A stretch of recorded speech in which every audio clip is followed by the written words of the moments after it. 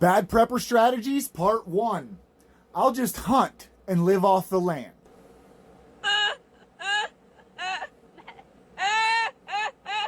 Chances are you probably won't. You might try and hunt, but guess what? There's going to be a shitload of other people with the same idea. Unless you live hundreds of miles from civilization, the population of deer and wild turkey will be quickly decimated in the event that renders the food delivery system inoperable. Let's all be honest, hunting is not as easy as simply wandering into the woods, taking aim with a rifle, and popping off a wandering buck. Have you ever hunted? Have you done so recently? And by recently, I mean within the past year. Have you ever field dressed an animal? Can you hit a moving target? Do you know how to set up snares? Do you know how to butcher and preserve meat? Are you in good enough shape to drag a 200-pound carcass through the wood? If you can't say yes to every single one of these questions, hunting probably should not be your go-to plan for feeding your family. Let me know what you think in the comments. AP out. Bad prepper strategies, part 2. I'll just go to the woods and live there. Closely related to bad strategy number 1, but worse. Living in the wilderness is not going to be a marshmallow roast.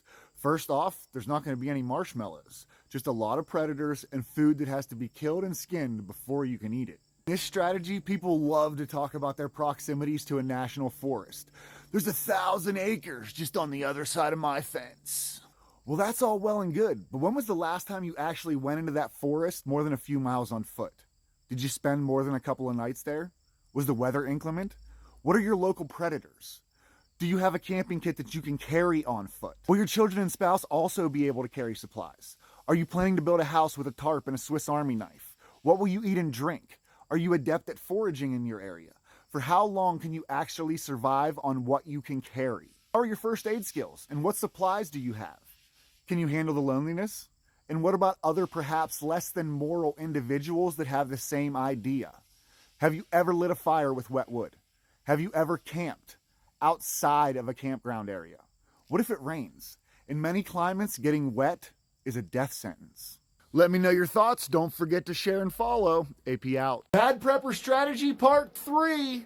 I'll bug out on foot for 50 miles through the mountains, even though I don't regularly exercise. We're not too old for this shit. We're not too old for this shit. If bugging out on foot is one of your plans, I'd like to suggest you pick a clear day. Put on a loaded pack and some hiking boots and go for a practice hike to your location. Go ahead. I'll wait for you. Now this one really bothers me. There is a large contingent of armchair preppers who have this idea. However, they don't exercise regularly. They look back 20, 30 years to their high school or military glory days when they played football, ran track, or had a drill sergeant screaming right behind them as they ran.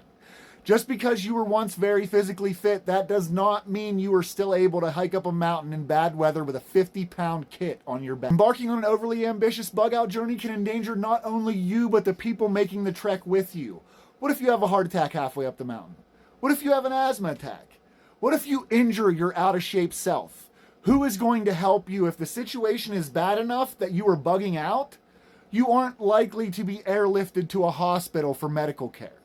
Will someone put their own safety at risk to hang out with you while you recover, thus forcing the family to divert to bad strategy number 2? Now, I'm not trying to talk anyone to staying in a bad situation when bugging out could be the wiser choice of action. But if your bug out route is a long distance over difficult terrain, you need to get out there and start training now, before you put the lives of everyone in your team or family at risk. Now, don't forget to share and follow. AP out. Bad prepper strategies part 4. I don't need to store food. I'll just take everyone else's because I'm a badass. We are your worst nightmare. Go. And we are coming. Now, who can forget this episode of Doomsday Preppers that was shared all over preparedness social media and websites, in which redneck Tyler Smith and his team of merry marauders discussed their plans to take everything that preppers living nearby had stored away. We're not in it to stockpile. We're in it to take what you have, and there's nothing you can do to stop us, Tyler Smith says. We are your worst nightmare, and we are coming. Now, Smith, who's 29, was the leader of Spartan Survival, the group that had more than 80 dues-paying members. Smith founded the organization in 2005 to train and prepare others on survivalism. Now, Tyler Smith, who incidentally is a paroled felon, went back to jail shortly after his televised waving around of pew-pews. Now, Tyler is an absolute joke to all of us, but you can't ignore the danger of groups with similar plans. This convicted felon had 80 people on board with him, for crying out loud. And if you happen to have such a plan, you should probably realize that those of us that are really prepared won't stand around twiddling our thumbs and crying when you come to attempt to relieve us of our supplies. We've prepared for people like you too. The post-shtf life expectancy of those who plan to survive using this strategy will probably be a short one. You might manage to raid a few people's prepper retreats, but in a world without rule of law, it's pretty much a given that the justice which will be dealt by the intended victims will be swift and very.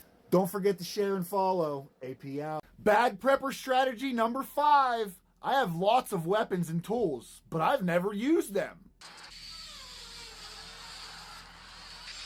Do you have prepper tools that are still in the box? How often do you make it to the shooting range?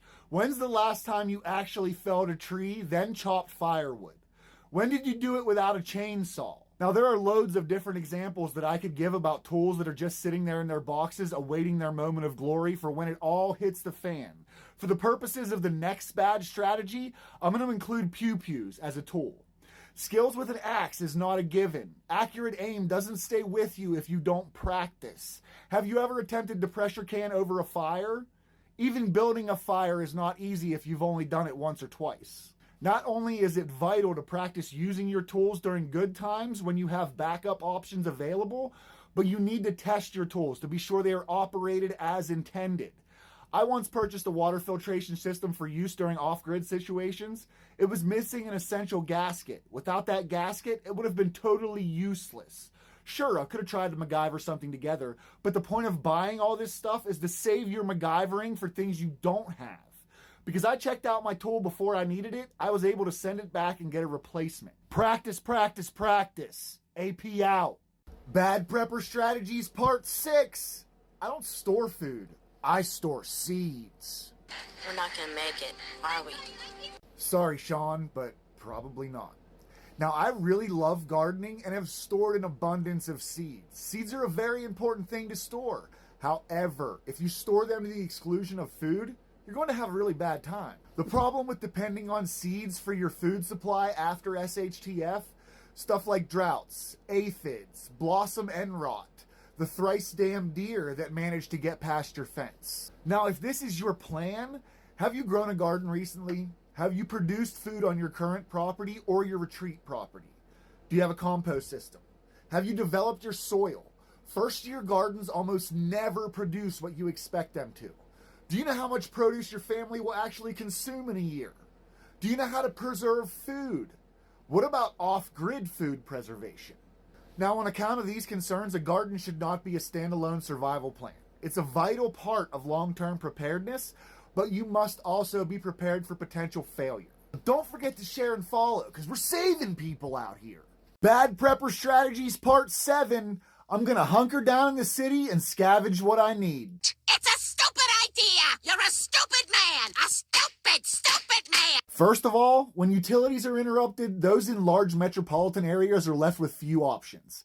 It's kinda hard to dig a latrine in the concrete jungle. Just remember back to when New York was hit by Superstorm Sandy. People were defecating in the halls of apartment buildings just to try to keep their own apartments moderately sanitary. Unfortunately, sewage built up in the pipes and spewed into apartments, filling them with deadly human waste. Now, we all know the store shelves will be quickly emptied before and after disaster, leaving very little to scavenge. And if you just come across the wrong place, you're likely to be shot by a property owner defending his or her goods.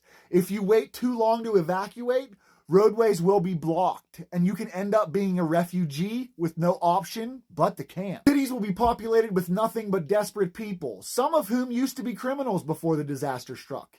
Even those who were friendly neighbors before the disaster can turn on you, because desperation can turn anyone into a criminal in order to feed their families. Don't make the mistake of thinking you can scavenge in a large city. Don't forget to share and follow. AP out. Bad prepper strategies part 8. I've got my supplies now, and I don't need to think about the doom and gloom. You can't handle the truth. Now, for some folks, they just like to stock their goods and forget about preparedness. They don't like to consider the threats they might face, but mentally preparing for disasters is a very important step. This very vital step can help you do the most important thing when a disaster occurs. Accept that it's actually happened. The prepper mindset is one of problem solving and flexibility. This very unique way of looking at the situation, assessing the options, and then acting, that defines the prepper mindset. Now, by simply refusing to consider the things that could happen, you run the risk of being unable to immediately accept that it did happen. This sets you up for a very dangerous period of hesitation that could mean a death sentence for you and those who are depending on you. Now, don't forget to share and follow. We need to change these mindsets. AP out. Bad Prepper Strategies Part 9. We'll just set up a perimeter and pew anyone who breaches it. You take one more step, I'll shoot you. That's all I'm going to say. First of all, instead of just protecting you, this can actually make you a target. Less than ethical people may start to wonder what you are protecting so stringently, and may work to develop a plan to overtake you. Alternatively, more ethical people may decide they don't want a group like yours in their area and plan to forcibly evict you. The situation doesn't start off like the Wild Wild West. People who adhere to this bad strategy will definitely turn it into that scenario. And finally, this is the real kicker. Those who survive the life-changing event will be the new founders of our society. Do you really want to live in a place where people have to shoot first and ask questions later? How we choose to live will set the course of how we continue to live. I really hope y'all enjoyed this series as much as I enjoyed making it. And as always, don't forget to share and follow, and don't forget to let me know in the comments what you need to learn next. AP out.